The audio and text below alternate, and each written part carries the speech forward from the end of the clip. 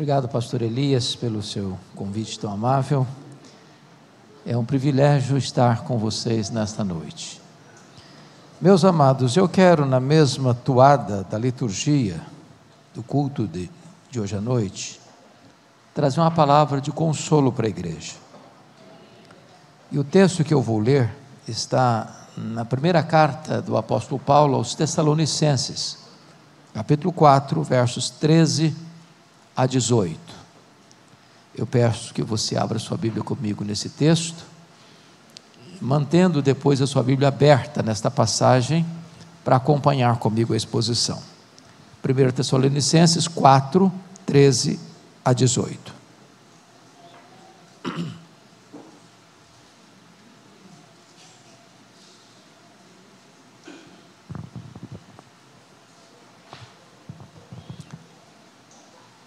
O apóstolo Paulo diz o seguinte: não queremos, porém, irmãos, que sejais ignorantes com respeito aos que dormem, para não vos entristecerdes como os demais que não têm esperança. Pois se cremos que Jesus morreu e ressuscitou, assim também Deus, mediante Jesus, trará em sua companhia os que dormem. Ora, ainda vos declaramos, por palavra do Senhor, isto: nós os vivos, os que ficarmos até a vinda do Senhor, de modo algum precederemos os que dormem. Porquanto o Senhor mesmo, dada a sua palavra de ordem, ouvida a voz do arcanjo, e ressoada a trombeta de Deus, descerá dos céus, e os mortos em Cristo ressuscitarão primeiro. Depois, nós os vivos, os que ficarmos, seremos arrebatados juntamente com eles entre nuvens, para o encontro do Senhor nos ares, e assim estaremos para sempre com o Senhor. Consolai-vos, pois, uns aos outros com estas palavras. Amém. O apóstolo Paulo era pastor, o apóstolo Paulo era teólogo, o apóstolo Paulo era escritor.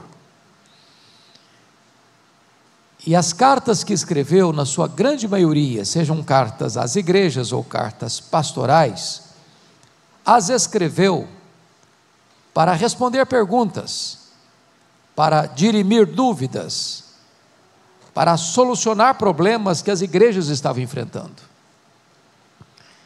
E aqui é um caso clássico, porque notem comigo o verso 13, o que estava acontecendo nesta igreja de Tessalônica. Ele diz: não queremos, porém, irmãos, que sejais ignorantes com respeito aos que dormem. Então havia dúvida na igreja, falta de conhecimento na igreja, acerca do que de fato acontecia a um crente na hora da sua morte.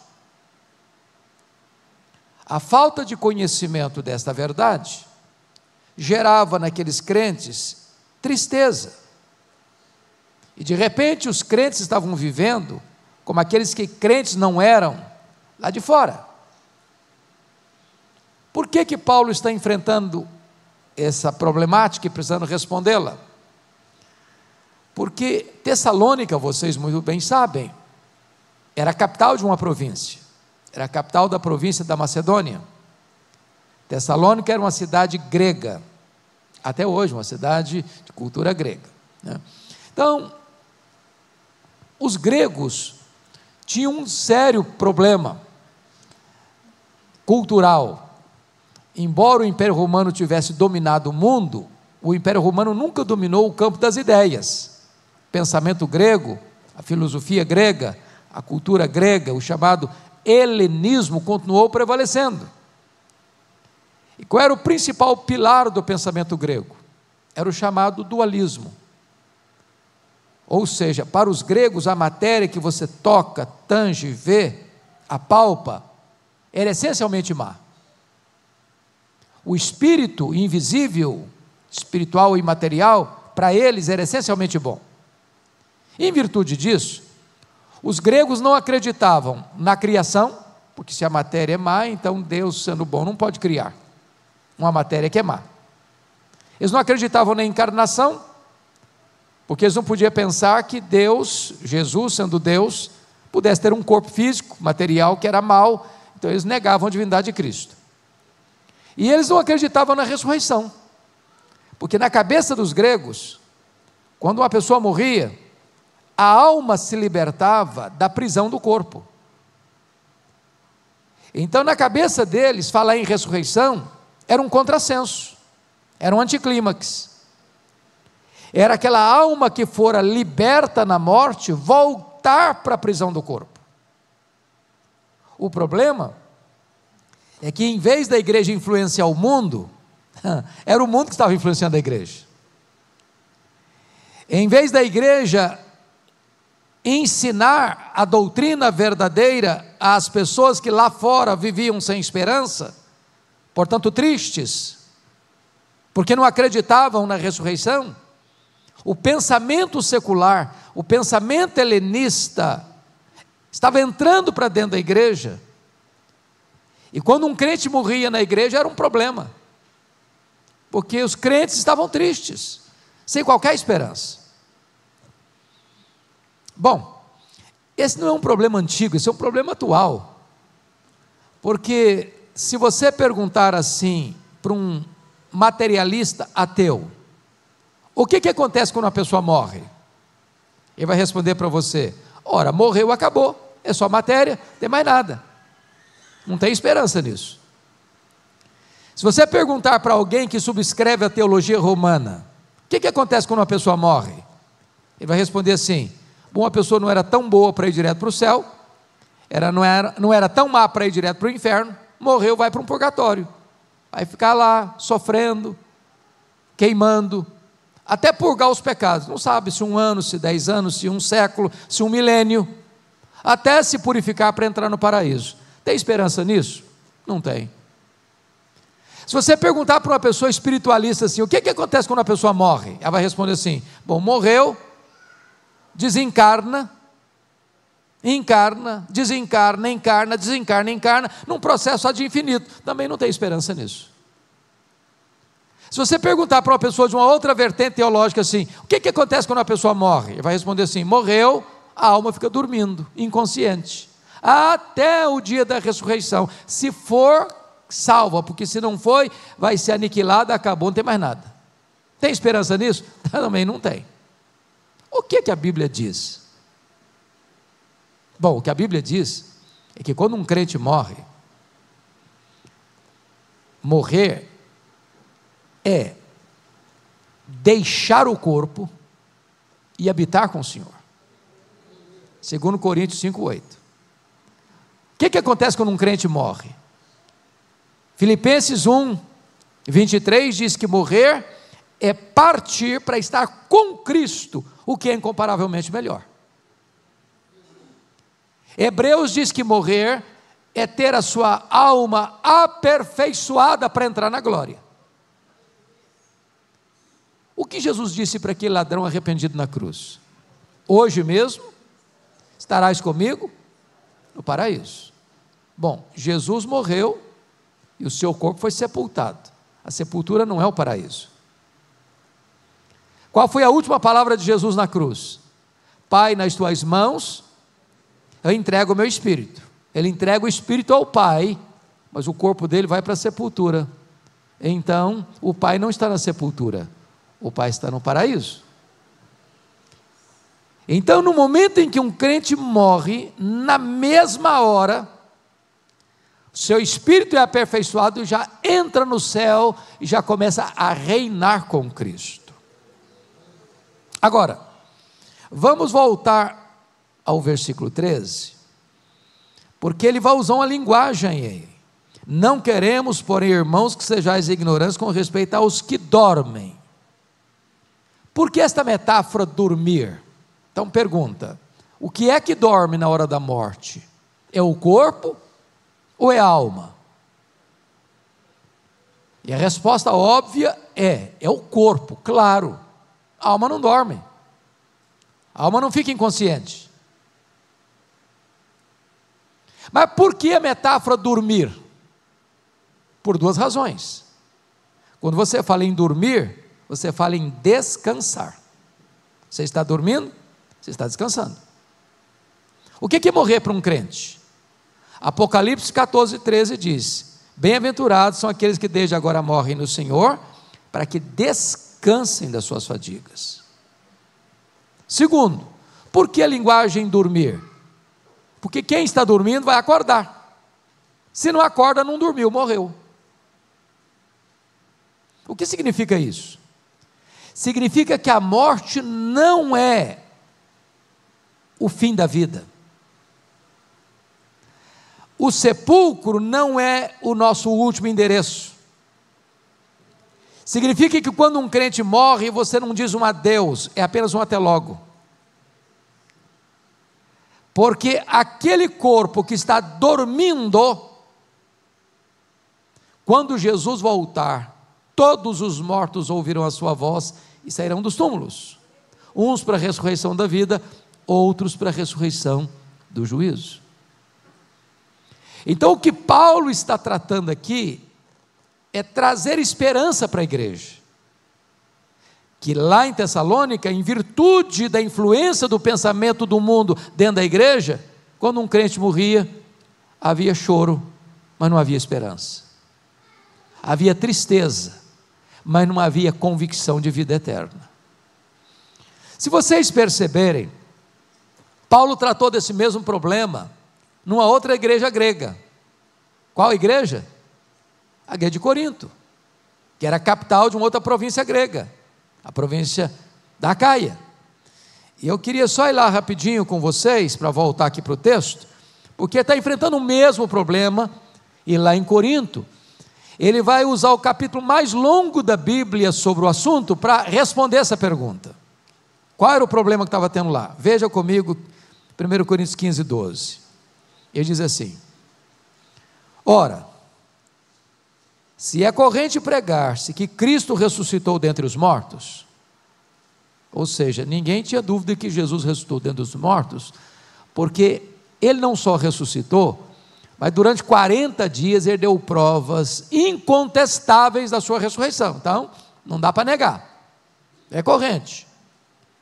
Como, pois, afirmam alguns dentre vós, não todos os membros da igreja, mas alguns membros da igreja de Corinto, estavam afirmando o quê? Que não há ressurreição de mortos.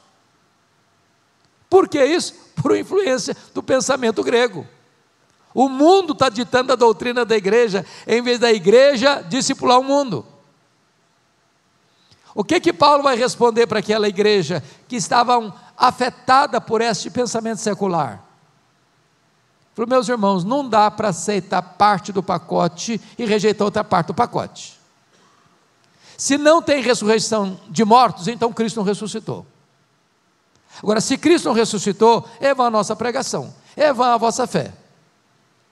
Então os que dormiram em Cristo pereceram. Então não há perdão de pecados. Então nós somos falsas testemunhas de Deus. Então nós somos os mais infelizes de todos os homens. Então comamos e bebamos, que amanhã morreremos mesmo, que acabou. Não, mas de fato o Cristo ressuscitou dentre os mortos, sendo ele as primícias dos que dormem. Então volte para Tessalonicenses. Meus amados, eu sou pastor há 41 anos, e eu confesso a vocês uma coisa: a pergunta que eu mais escuto na minha jornada pastoral tem a ver com esse assunto. E a pergunta é: pastor, como é que vai ser lá no céu? Como é que vai ser o nosso corpo? Nós vamos nos conhecer no céu? Vamos ou não vamos? E a resposta é um sim categórico: claro que vamos. Aqui nós conhecemos parcialmente, lá nós conheceremos plenamente. Aqui nós vemos como num espelho embaçado, lá veremos face a face. Por exemplo, se eu pegar aqui como testemunho o casal com mais tempo de casamento no auditório, pensa aí 50 anos de casamento, e perguntar assim para a esposa: você conhece o seu marido? se ela for verdadeira, ela vai dizer assim: estou conhecendo. Se eu perguntar para o marido assim: você conhece a sua mulher, depois de 50 anos de vida conjugal, hein? Você conhece a sua mulher? Ele vai dizer assim: estou começando a conhecer.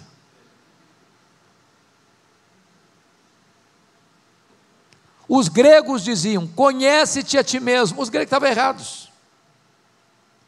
Você e eu não nos conhecemos. Talvez vocês sejam mais crentes do que eu, mas tem hora que eu fico escandalizado comigo, sabia? Não sou eu. Esse pensamento não é meu, não é possível. Você não se choca com você algumas vezes, não?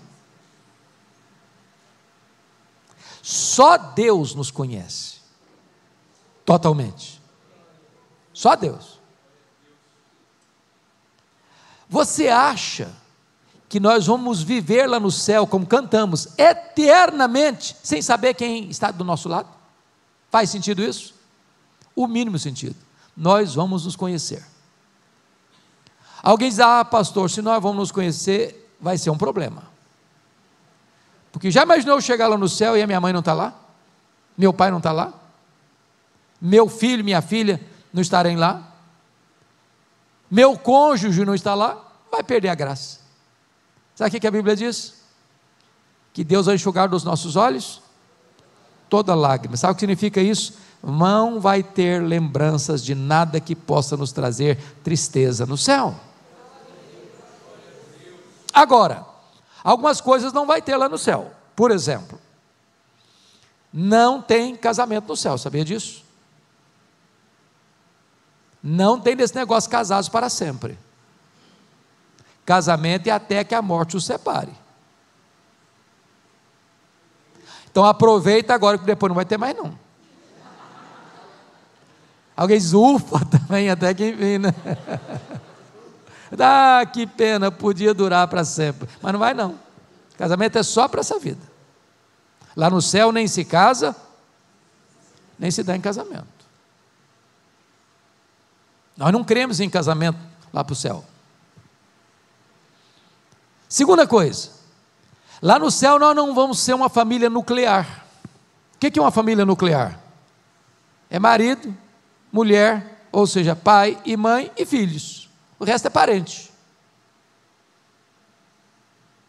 Lá no céu você não vai amar mais quem foi aqui, sua mulher, seu marido, seus filhos, do que você vai amar Abraão, Isaac, Jacó, José, Elias, Eliseu, Paulo, Pedro e João. Lá seremos uma única família, lavada no sangue do Cordeiro. Mas alguém pergunta: pastor, como é que vai ser lá no céu? E aquele bebezinho que estava sendo gerado no ventre da mãe, por uma razão alheia à vontade da mãe, ou até por iniciativa da mãe, aconteceu um aborto. Vai ser um aborto, um feto glorificado no céu? Ou imagine uma mãe que acabou de dar à luz e o bebezinho morre no parto. Vai ser um recém-nascido glorificado no céu? Ou imagine outra cena. Lá em Vitória nós temos na igreja uma irmã muito querida que completou 109 anos, lúcida. Pasmem vocês, enfia linha na agulha sem precisar óculos, e eu fico com a santa inveja dela. Vai ser uma vovozinha de bengala no céu? Sabe o que a Bíblia diz? Que o nosso corpo no céu vai ser semelhante ao corpo da glória do Senhor Jesus. Então não vai ter feto glorificado, nem recém-nascido glorificado, nem vovozinho de bengala. Todos nós teremos um corpo perfeito como o corpo da glória do Senhor Jesus. Eu tenho uma boa notícia para as meninas. O corpo da glória, o corpo da ressurreição, não vai brigar nem com a balança, nem com o espelho. É um corpo perfeito. Alguém pode perguntar: pastor, mas Isso é especulação? Não, nós não precisamos especular sobre isso. Versículo 15 tem o primeiro pilar da nossa esperança. O que está escrito aí? Ora, ainda vos declaramos por palavra do Senhor isto. Deus já se pronunciou sobre o assunto. Já temos revelação de Deus sobre o assunto. Então não precisamos especular, cogitar. Não precisamos ter dúvidas. A dúvida ou o desconhecimento gera o quê? Tristeza e desesperança. Porém, o conhecimento da verdade gera o quê? Segurança, esperança e alegria. O que Paulo está ensinando para aquela igreja é que quando um crente morre, isso não é uma tragédia, isso não é um fracasso. E Paulo entendia isso a ponto de dizer o seguinte: para mim o viver é Cristo e o morrer é lucro. Agora, vamos ao segundo pilar da nossa esperança. Está aí no versículo 16. Primeiro é a revelação. Segundo é a parousia, a segunda vinda de Cristo. Porquanto o Senhor mesmo, dada a sua palavra de ordem, e ouvida a voz do arcanjo, e ressoada a trombeta de Deus, descerá dos céus. Meus irmãos, essa é uma verdade que nós cantamos aqui hoje, e eu fiquei tão feliz. E eu confesso a vocês que eu decidi o sermão que ia pregar hoje por causa da liturgia do culto. Porque a tônica desse culto hoje foi esperança, foi ressurreição, foi segunda vinda, foi a volta de Jesus. E esta verdade, meus amados irmãos, é a acrópole da nossa fé, é o pináculo da nossa esperança, é a consumação da nossa redenção. Nós não devemos plantar raízes profundas aqui, sabe por quê? Porque nós aqui, como cantamos, somos peregrinos, somos forasteiros. A nossa casa permanente não está aqui, a nossa pátria permanente não está aqui. Nós estamos indo para o nosso lar, para a casa do Pai, para o paraíso, para a Nova Jerusalém, para o céu, bendito seja o Senhor. Nós estamos aqui como que na ponta dos pés, aguardando, apressando a gloriosa volta de Jesus, dizendo: Maranata, ora vem, Senhor Jesus. Agora, como será a volta do Senhor Jesus? Atos dos Apóstolos, capítulo 1, versículo 11, diz que quando Jesus estava lá no Monte das Oliveiras, subindo aos céus, entre nuvens, aqueles irmãos da Galileia, que vieram com ele, seus discípulos, aquelas mulheres da Galileia, Maria, seus filhos que agora já eram convertidos, olhando para as alturas, descem dois anjos e perguntam assim: varões galileus, por que estáis olhando para as alturas? Esse mesmo Jesus que vi subir, assim também descerá dos céus. Sabe o que ele está dizendo? O Senhor Jesus não vai mandar um embaixador, Ele não vai mandar Miguel, nem Gabriel, nem um querubim, nem um serafim. Ele mesmo voltará pessoalmente para buscar a sua noiva, para buscar a sua igreja. Segundo, Apocalipse 1,7 diz que todo olho o verá, até aqueles que o traspassaram. A segunda vinda será visível. Não haverá, meus amados, nenhum fato tão público na história como a segunda vinda de Cristo. O texto diz que até aqueles que o traspassaram vão ter que vê-lo. O que significa isso? A Bíblia diz que quando Jesus voltar em majestade e glória, está lá em João 5, 28 e 29, todos os mortos ouviram a sua voz e sairão dos túmulos, uns para a ressurreição da vida, outros para a ressurreição do juízo. Então aqueles que cuspiram em Jesus, esbordoaram Jesus, cravejaram a cabeça de Jesus com a coroa de espinhos, aqueles que pregaram Jesus na cruz, terão que ressuscitar e vê-lo na sua glória. E a Bíblia diz que todo joelho vai ter que se dobrar e toda língua vai ter que confessar que Jesus é Senhor, para a glória de Deus Pai. aqueles que vilipendiaram, aqueles que rejeitaram, aqueles que zombaram, aqueles que escarneceram dele, ao longo da história, vão ter que vê-lo na sua glória. Mas em terceiro lugar, a segunda vinda será audível. Versículo 16 disse: dada a palavra de ordem, ressoada a trombeta de Deus, ouvida a voz do arcanjo.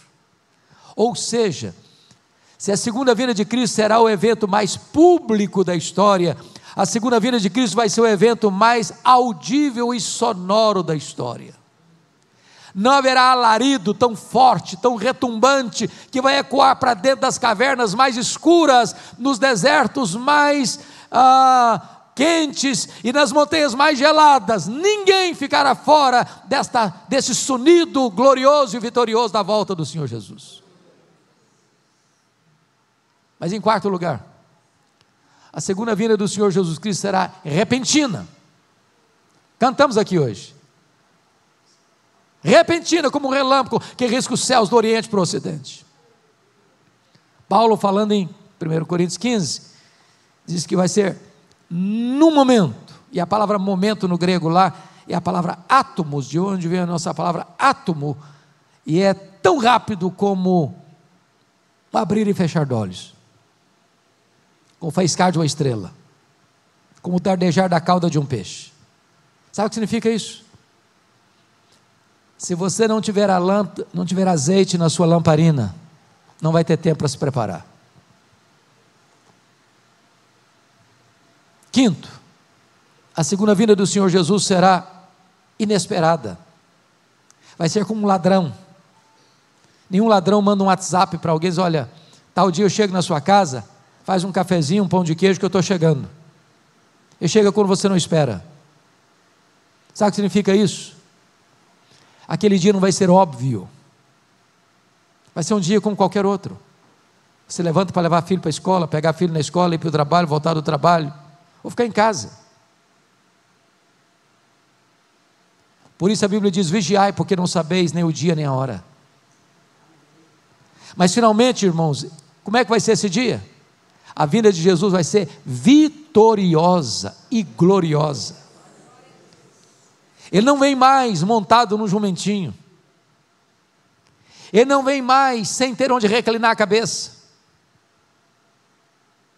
Sua entrada não será humilde, mas triunfal. E a Escritura diz que ele vem e coloca todos os seus inimigos debaixo dos seus pés. E vai lançar no lago do fogo o anticristo, o falso profeta, o diabo, a morte e todos aqueles cujos nomes não estão escritos no livro da vida. Ele vem para sentar no trono e julgar as nações, e colocar no lago do fogo, na condenação eterna, todos aqueles que o rejeitaram, mas dizer para as suas ovelhas: vinde benditos de meu Pai, entrai na posse do reino, que vos está preparado desde a fundação do mundo. Que verdade bendita, irmãos. Nós não caminhamos para um entardecer, nós caminhamos para a manhã gloriosa da volta do Senhor Jesus, e todos nós estaremos com Ele e reinaremos com Ele para sempre e sempre e sempre. Mas vamos ver o terceiro pilar da nossa esperança, por favor, ainda no versículo 16, veja aí.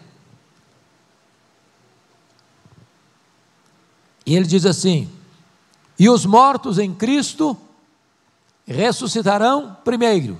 Então, o primeiro pilar da nossa esperança é a revelação, o segundo é a parousia, a segunda vinda, terceiro é a ressurreição dos mortos.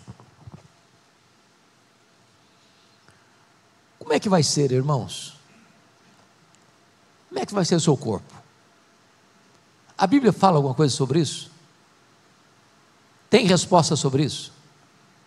Descreve isso? Detalha isso? E a resposta é um sonoro sim. Vamos ver a resposta de Deus? Abra aí comigo então em 1 Coríntios, porque lá é que Paulo detalha isso. Como é que vai ser esse corpo? Veja você a partir do verso 35 de 1 Coríntios 15, que a pergunta que foi feita para Paulo, e a pergunta que eu mais escuto ainda hoje aqui, e talvez os pastores que estão presentes também jamais sempre escutam, é esta: como ressuscitam os mortos? Em que corpo vem? Para responder esta pergunta, Paulo usou três figuras, três metáforas.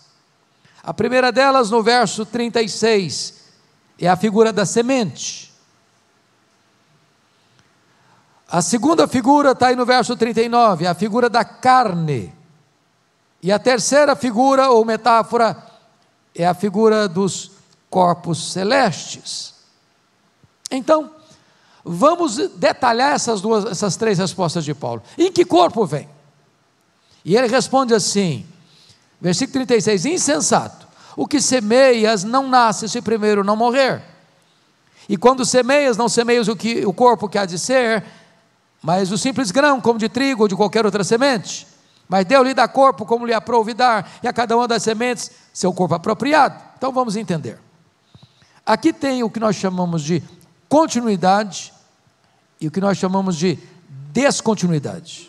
O que é continuidade? Por exemplo, se estão falando de semente, se você planta uma semente de manga, você não espera colher abacate, porque a semente vai trazer à tona uma planta, uma árvore, de acordo com a sua natureza. Bom, mas eu não estou falando de planta, está falando de morte e ressurreição. Então morreu, agora vamos ver o que é continuidade. Morreu José da Silva, não é o Antônio Pereira que vai ressuscitar, é o José da Silva. Morreu crente, salvo pela graça, vai ressuscitar para a ressurreição da vida. Morreu ímpio, descrente, vai ressuscitar para a ressurreição do juízo.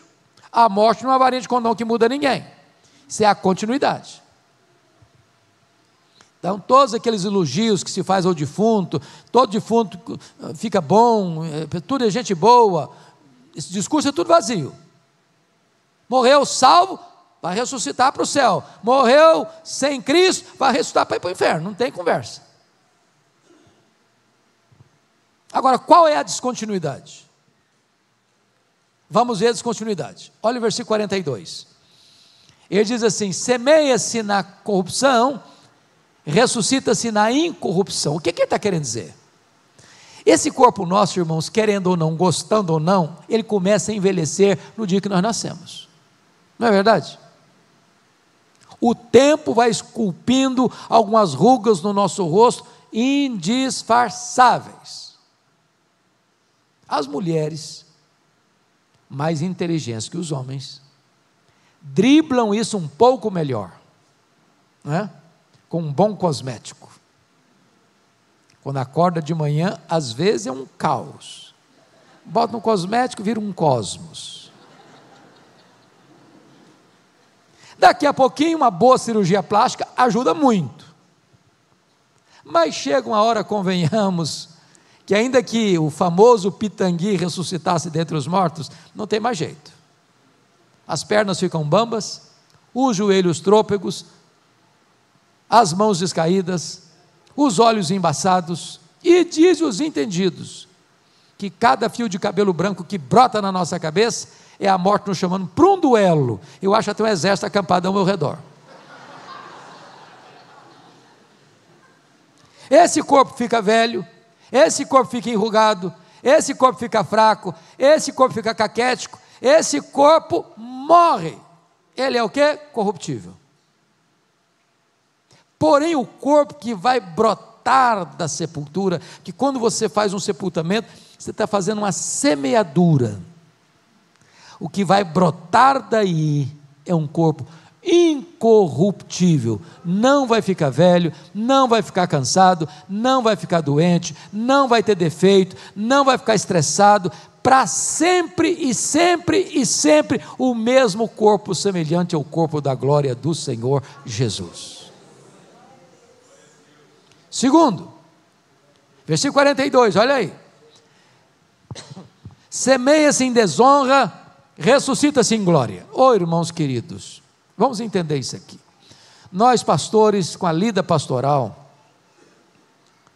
já visitamos ovelhas em situação tão difícil, num leito de hospital. Eu tive uma ovelha em Vitória que ficou 14 anos em coma. 14 anos. Já visitei ovelhas queridas no hospital, surradas pela doença, maltratadas pela dor, com medicações pesadíssimas, que o corpo foi encolhendo, murcho, pele e osso. Quando semeamos aquele corpo estava desonrado, pela enfermidade, pela dor, pelo sofrimento. Mas o corpo que vai brotar no dia da ressurreição é um corpo glorioso, como os astros no seu esplendor. Vai ser um corpo semelhante ao corpo da glória de Jesus, e você começa a entender um pouco do que é a glória do corpo de Jesus ressuscitado, quando ele aparece a João na ilha de Pátimos. João era o mais próximo discípulo de Jesus. Quando João viu o Cristo glorioso, cabelos brancos como a neve, pés como de bronze polido, olhos como chamas de fogo, a voz como voz de muitas águas, o rosto brilhando como o sol no seu fulgor, João caiu como morto aos seus pés. Vai ser assim o seu corpo da ressurreição, glorioso. Olha o versículo 43, semeia-se em fraqueza, ressuscita-se em poder. Pense comigo uma coisa, eu fui criado na roça, sabe, irmãos, e eu vi lá no pasto, muitas vezes, bezerrinho nascer. Se você já viu um bezerrinho nascer, é muito engraçado, porque ele nasce meio tronchozinho e tal, daqui a pouquinho já começa a se aprumar, daqui a pouquinho já está mamando, daqui a pouquinho já está andando, daqui a pouquinho está correndo. Agora os outros animais são parecidos. Ser humano não, ele nasce, bebezinho nasce, primeiro dia ele é dependente, no primeiro mês ele é dependente, no sexto mês ele é dependente, no primeiro ano ele é dependente, mas depois vira um menininho mais esperto, cresce um pouquinho, já vira serelepe, daqui a pouquinho está correndo, daqui a pouquinho é um adolescente, cheio de si, daqui a pouquinho é um jovem com seus músculos tonificados, que corre, que pula, que salta, daqui a pouquinho vai também amadurecendo, o cérebro manda, o corpo não obedece, aí já não corre mais, já anda mais devagar, daqui a pouquinho já não anda mais, daqui a pouquinho precisa de uma escola, daqui a pouquinho de uma cadeira de rodas, daqui a pouquinho de uma maca, daqui a pouquinho acaba. Tomado de total fraqueza. Mas o corpo que vai brotar da sepultura é poderoso. O corpo de Jesus era poderoso a ponto de ele entrar numa casa com a porta fechada, sem precisar abrir a porta. Ele saía aqui de Jerusalém e aparecia lá na Galileia, 153 quilômetros, sem precisar percorrer o trecho. Com um corpo de glória, ele subiu para o céu, fisicamente. Agora, deixa eu dizer uma coisa a vocês. O astrônomo russo chegou na luz e eu não vi Deus. Eu pergunto a vocês, e onde está o céu? A que distância o céu está de nós? Por exemplo, os estudiosos dizem que o nosso mundo tem hoje mais, o que eles conhecem, talvez vão saber mais coisas, mas hoje o que eles sabem, o mundo para eles tem mais de 93 bilhões de anos-luz de diâmetro. O que significa isso? Significa que se você voar à velocidade da luz, 300 mil quilômetros por segundo, nessa velocidade, você demoraria mais de 93 bilhões de anos para ir de uma extremidade a outra do universo. Onde está o céu? Pergunto a vocês, com que velocidade Jesus voltou para o céu? Velocidade da luz? 300 mil quilômetros por segundo?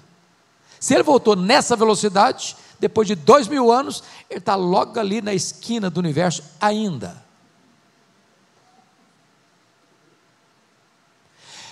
Eu pergunto a vocês, com que velocidade um anjo desce do céu à terra? Velocidade da luz? Quanto tempo ele demora para vir? Está lá de dentro. O que significa isso?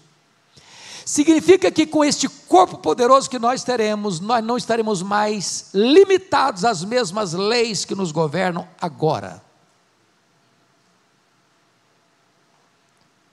Nós seremos como os anjos, não no sentido que não teremos um corpo, mas vivendo na mesma dimensão. Trocando em miúdos, sabe o que significa isso? Nós vamos habitar novos céus e nova terra. Vou dar uma puladinha no céu, vou dar uma puladinha na terra. Pense comigo. Albert Einstein disse que esse corpo nosso, tão frágil, nós não usamos sequer 10% do seu potencial. Já fazemos coisas incríveis. Vocês já imaginam, porque nós vamos trabalhar no céu, viu gente? Se vocês não gostam de trabalhar, vocês estão encrencados, nós vamos trabalhar lá. Seus servos os servirão, diz a Bíblia. Você já imaginou o que você não vai poder fazer com um corpo 100% turbinado pela glória de Deus? Que nunca vai ficar cansado, nunca vai ficar doente, nunca vai ficar fraco.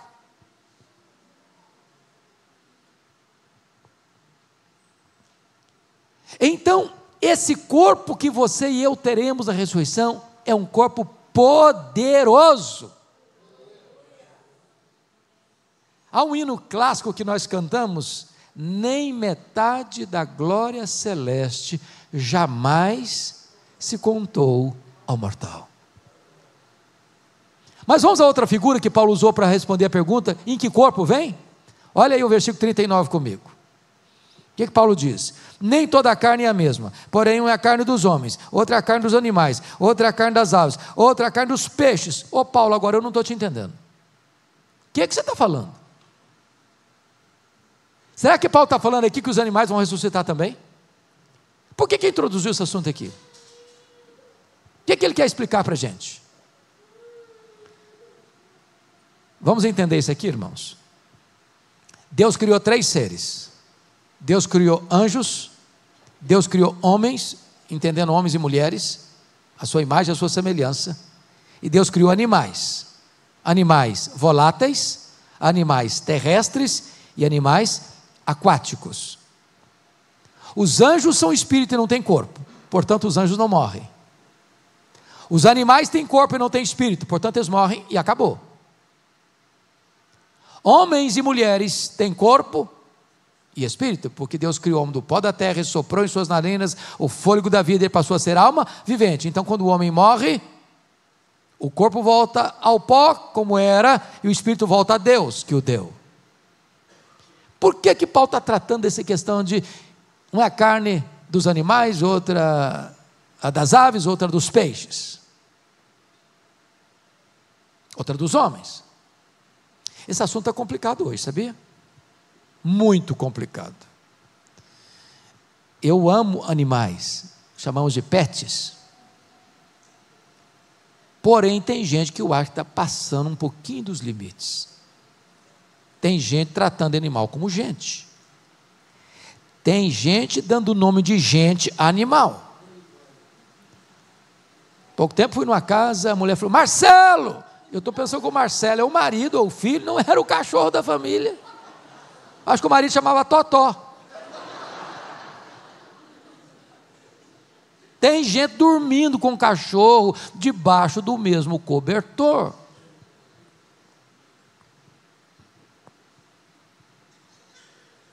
Pastor Elias, eu estava num voo internacional, uma conexão, e daqui a pouco chega um rapaz e uma moça, muito bonitos, por sinal, com um cachorro também, grandão, bonito, na minha frente, e eu estou ali de butuca olhando. Lá pelas tantas, o rapaz disse assim para a menina: fica aqui, eu vou ali comprar uma Coca-Cola. Andou uns 20 metros. Quando o rapaz saiu, a moça dá um beijo na boca do cachorro, mas um beijo cinematográfico. Eu falei: meu Deus, que falta de bom gosto.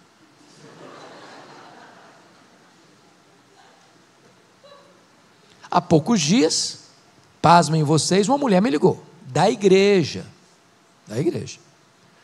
Pastor Hernandes, eu quero saber do senhor se a minha cachorrinha vai para o céu.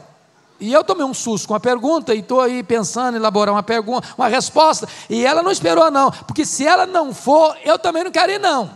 Falei, isso é problema da senhora, não vou entrar em briga de família, não vou entrar nesse negócio não. Se você só não quiser ir, isso é problema da senhora. Pasmem vocês, um ministro presbiteriano, eu não sabia, coitado. Não sabia. Hoje a gente está precisando explicar coisa óbvia demais. Fazendo a cerimônia de casamento, 2 irmãozinhos da igreja, hein? Casalzinho da igreja. Sabe qual foi a daminha que levou a aliança no altar? A cachorrinha da família. Paciência, né, irmãos? Paciência. Gente é gente, animal é animal. Trate bem, cuide bem, a Bíblia ensina isso. Mas não faça de animal um ser humano. Então vamos entender o que o Paulo está falando aqui? Olha aí o que ele está explicando. Também há corpos celestiais, 39, nem toda a carne é a mesma, porém a carne dos homens, a outra dos animais, a outra das aves, a outra dos peixes. Então vou ilustrar o que está acontecendo aqui. Então vamos imaginar o seguinte, pense comigo nessa cena. É uma família, e nessa família tem um cachorrinho, nessa família tem um papagaio, nessa família tem um peixinho do aquário, tá? Então carne de homens, carne de animais, carne de aves, carne de peixes. Então vamos pensar na cena aqui. Aí morreu o cachorrinho da família. Você vai lá no quintal, abre uma cova e sepulta o cachorrinho. 100 anos depois, morreu o papagaio.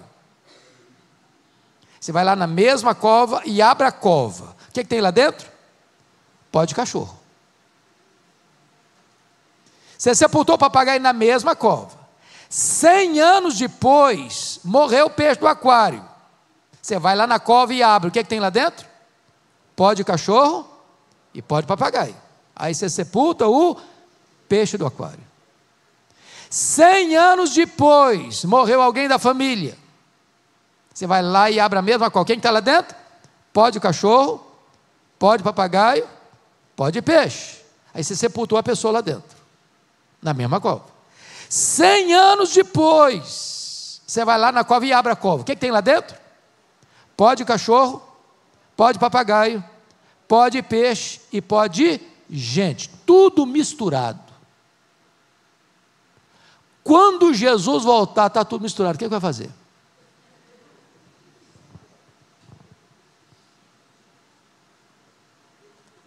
No dia da ressurreição, os mortos ouvirão a sua voz e sairão dos túmulos.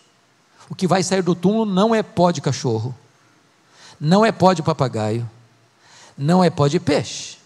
O que vai sair da sepultura e vai ouvir a voz do Senhor e a trombeta de Deus é pó de gente. Está claro isso, irmãos? Ou preciso botar a legenda?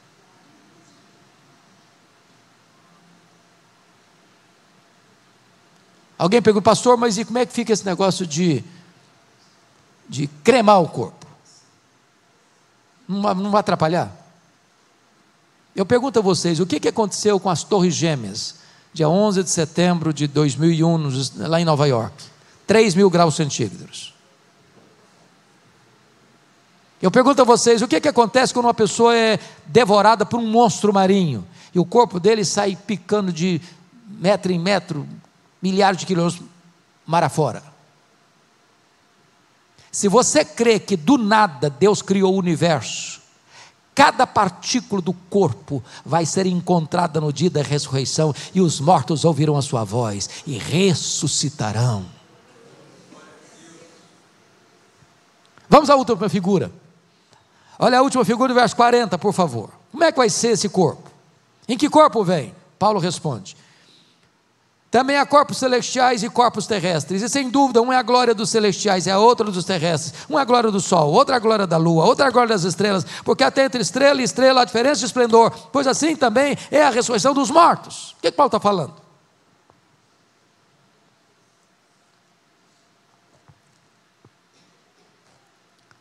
Todos os corpos ressuscitados, estão falando crente, viu gente? Não estou falando, Paulo não está falando da ressurreição dos ímpios, que vão ressuscitar também, e eles vão para a condenação eterna. O corpo de uma pessoa que ressuscitar, que não vai para o céu, vai perecer eternamente, sofrer eternamente, e não vai acabar. Não vai acabar. Mas ele está falando de crente. Todos os corpos dos crentes ressuscitados vão brilhar, mas nem todos vão brilhar com a mesma intensidade. Uma a glória do sol, outra a glória da lua, outra a glória das estrelas, até entre estrela e estrela há diferença de esplendor, assim também é a ressurreição dos mortos. Está lá em Daniel 12, que aqueles que a muitos conduzirem à justiça, brilharão como o sol no seu fulgor. Eu penso, pastor Elias, que o que Paulo está tratando aqui, é aquilo que ele tratou no capítulo 3, versos 11 a 15, daquilo que nós chamamos de galardões. O que é que Paulo ensina lá? Ninguém pode lançar outro fundamento além daquilo que já foi posto, o qual é Cristo Jesus. Eu, como prudente construtor, edifiquei sobre o fundamento. Outros também constroem sobre o fundamento. Uns usam material imperecível, como pedras preciosas, prata e ouro. Outros materiais perecíveis, como madeira, palha e feno. O fogo provará a obra de cada um. Se a obra de cada um permanecer com a prova do fogo, este receberá galardão. Mas se a obra perecer mediante o fogo, esse será salvo como que através do fogo, mas não receberá galardão. Tem crente que eu acho que vai entrar no céu com cheiro de fumaça. Tem gente que vai estar assim meio lusco-fusco lá no céu, porque creram em Jesus, mas cruzaram os braços. A salvação é pela graça, mas o galardão é pelas obras. Como é que vai ser o soco? Vai ser uma estrelinha assim meio bruxuleante ou vai? Estão entendendo? Aí depois que Paulo explica isso, voltando lá para, e eu vou terminar agora, voltando lá para Tessalonicenses, ele diz o seguinte: e os mortos em Cristo ressuscitarão primeiro. Primeiro em relação a quem? Aos outros mortos? Não. João 5, 28 e 29 diz que os mortos ouvirão a sua voz e sairão dos túmulos, uns para a ressurreição da vida, outros para a ressurreição do juízo. Está claro aqui, estarão primeiro em relação aos que estiverem vivos. E depois nós, os vivos, porque Paulo acreditava que a vinda de Jesus aconteceria nos seus dias, então preste atenção nisso. Paulo era o maior teólogo do cristianismo, e ele aguardava a volta de Jesus para quando? Para os seus dias. Tem crente que dá, pastor, pelos meus estudos teológicos, escatológicos, Jesus não volta nos próximos 500 anos. Quem te deu essa palavra aí? Porque Paulo esperava para os dias dele. E todas as gerações de crentes esperavam para os dias deles. E nós devemos dizer: Maranata, a hora vem, Senhor Jesus. Eu estou esperando. Eu estou aguardando. Por que Paulo está falando isso, irmãos? Porque o propósito de Paulo nesse texto era confortar, consolar aqueles crentes de Tessalônica que estavam influenciados pelo pensamento grego, sem esperança, tristes quando alguém morria na igreja. Eles: não, irmãos, quando um crente morre, não é fracasso, não é derrota, não. Sabe por quê? O crente que morre em Cristo, ele não tem prejuízo em nada aos que permanecem vivos. Primeiro, que quando ele morre, a alma dele já é glorificada e entra no céu e começa a reinar com Cristo. Segundo, quando Jesus voltar do céu, aqueles que estão lá com ele desde Abel, voltam com ele em glória entre nuvens. E antes dos vivos que estiverem serem transformados e arrebatados, os mortos em Cristo ressuscitam primeiro. E aquele corpo glorificado que vem da terra, um corpo imortal, incorruptível, poderoso, glorioso, espiritual, celestial, semelhante ao corpo da glória do Senhor, se une àquela alma que já veio glorificada, e então se junta ali. E assim nós seremos arrebatados para encontrar o Senhor Jesus nos ares, e estaremos para sempre com o Senhor.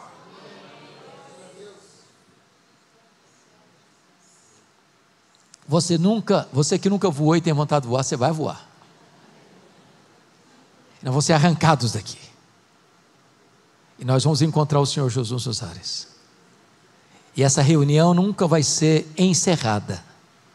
Estaremos para sempre com o Senhor. Quem tem parentes morando fora do Brasil aqui, levanta a mão só para eu saber. Ok, obrigado. Não dá uma saudade de vez em quando, não?